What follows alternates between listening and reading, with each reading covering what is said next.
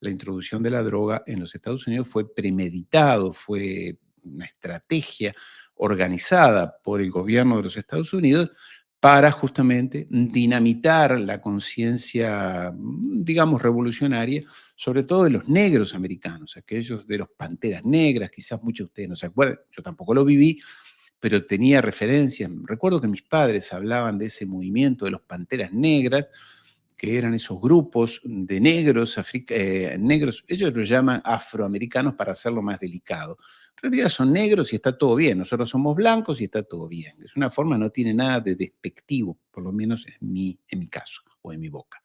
Pero bueno, esos movimientos muy contestatarios, muy reivindicativos de su cultura, de su esencia, de los negros norteamericanos, habían dado lugar a movimientos muy fuertes,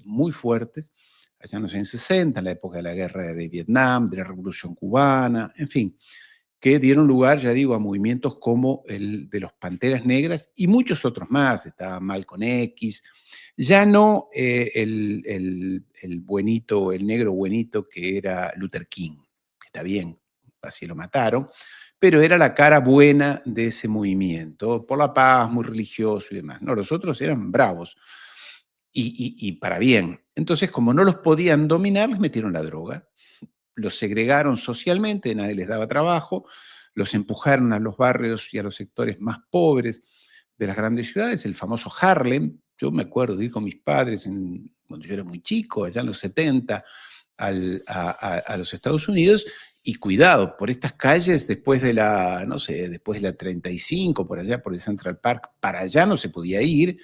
porque eran los barrios calientes de Harlem o de los negros violentos. Yo no sé si era verdad o no, pero de hecho eran barrios muy ya, se los veía muy deteriorados socialmente, los barrios estaban con casas tomadas, mugre en la calle, en fin, todo lo que hacen, que saben hacer perfectamente bien los anglosionistas cuando quieren deteriorar a un grupo social o a un pueblo, como lo están haciendo ahora con los palestinos. Es más o menos lo mismo, es el mismo esquema, es la misma gente, es el mismo patrón mental y político y social y religioso, porque claro, nosotros somos superiores, dicen ahora los piojosos judíos sionistas de Israel, y lo mismo dicen los norteamericanos, por eso es que los une el amor. Por eso en Estados Unidos son tan bien queridos y admirados los judíos de Israel, porque tienen la misma esencia mental, filosófica, religiosa, que es la de ser el pueblo elegido. Entonces,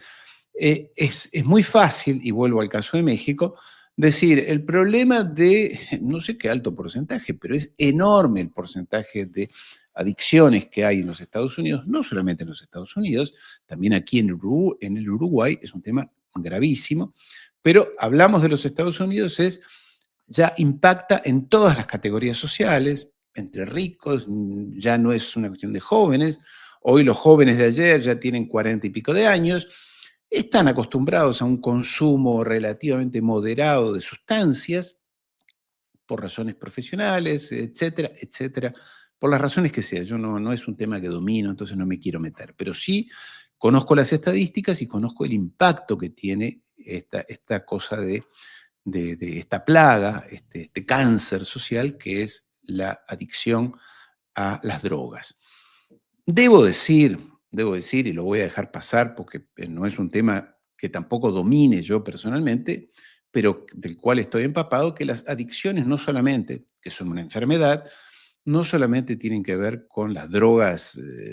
con las sustancias, con los alucinógenos, tiene que ver con la adicción al juego, la ludopatía.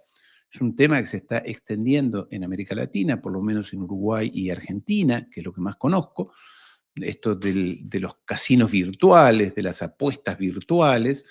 donde claro, ahí ya no hay límite de edad, cualquiera dice que tiene 18 años y las plataformas manejadas por gente absolutamente inescrupulosa, a quien yo condeno fervientemente, por más que muchos dicen, bueno, yo no hago daño a nadie, tengo una plataforma de apuestas y la gente quiere apostar. Sí, sí, pero entre gran parte de tu público están jóvenes de 14, 15 años, menores de edad, que como no hay control sobre esas plataformas y hay un aliento a la adicción y sobre todo un aliento social a enriquecerse rápidamente y fácilmente. Muchos dicen, bueno, yo apuesto, no sé, $10 y por ahí gano 1.000. Y no hago nada, apuesto, claro, pero con $10 es difícil que te ganes 1.000, pero alguien dice, yo conozco a alguien, etcétera. Hay un aliento, un estímulo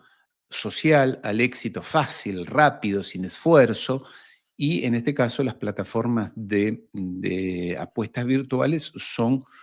una puerta de entrada a despertar adicciones, porque las adicciones son una enfermedad y pueden despertarse. No todas las personas tienen propensión a las adicciones. Hay personas que sí, por razones fisiológicas, químicas del cerebro, personales, etcétera. Y aquellas personas, que son muchas en proporción de la sociedad, se ven alentadas a desarrollar adicciones. Muchas son, como digo, el juego, el alcohol, las sustancias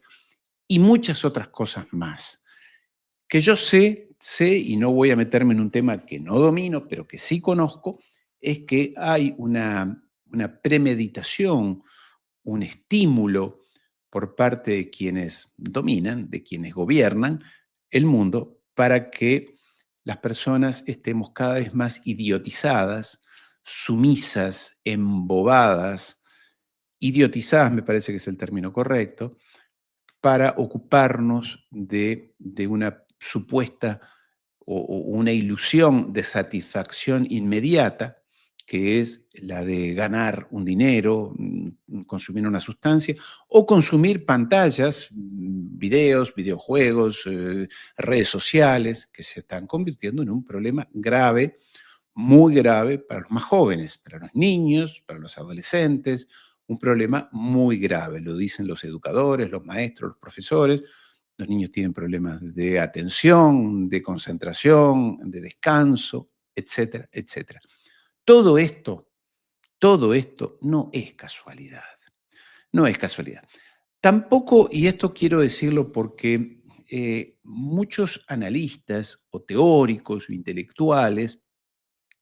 le que han vivido o que viven en un medio muy, ya digo, de intelectuales o de analistas, que no necesariamente frecuentan o han frecuentado o están habituados a frecuentar los ambientes de poder real, económico y político, que no conocen, entonces le adjudican allí una premeditación, un plan maestro siniestro para idiotizarnos. Yo creo que no lo hay, yo creo que no es así, no hay que acordarles y darles una categoría que no tienen. Sí es cierto que esto de la contaminación de los movimientos revolucionarios, ya digo, de africanos, de negros en los Estados Unidos en los años 60 y 70, sí fue premeditado porque había que frenarlos de alguna manera. Ahora, esto de idiotizar a la sociedad, de ponerla cada vez más, menos crítica, cuando las personas buscan, lo único que buscan es su felicidad o su satisfacción rápida, inmediata y perezosa. Yo quiero ser feliz ahora, en los próximos 15 minutos, por lo que sea, por sustancias, por alcohol, por sexo, por la pantalla o por lo que sea, quiero ser feliz en los próximos 10 minutos y volver a hacerlo 10 minutos después. Entonces, cuando alguien está en esa búsqueda permanente, obviamente está en condiciones de aceptar que tenga malas condiciones de vida, malas condiciones de vivienda, malos trabajos, que sus hijos se críen medio a la marchanta, así porque sí, sin atención, etcétera. Y esto favorece a un estado de situación. Un estado de situación que no necesariamente está orquestado, diseñado por un poder superior. No es así, no es así. Lo que sí ocurre desde ese poder superior o de esa superélite mundial es que les chupa un huevo lo que pase abajo. Eso es lo que pasa, no les importa lo que pase abajo. y que hagan lo que quieran, los pobres, que vengan, que se acepten, que vivan como, que mueran como moscas, que no tengan buena salud y buena educación.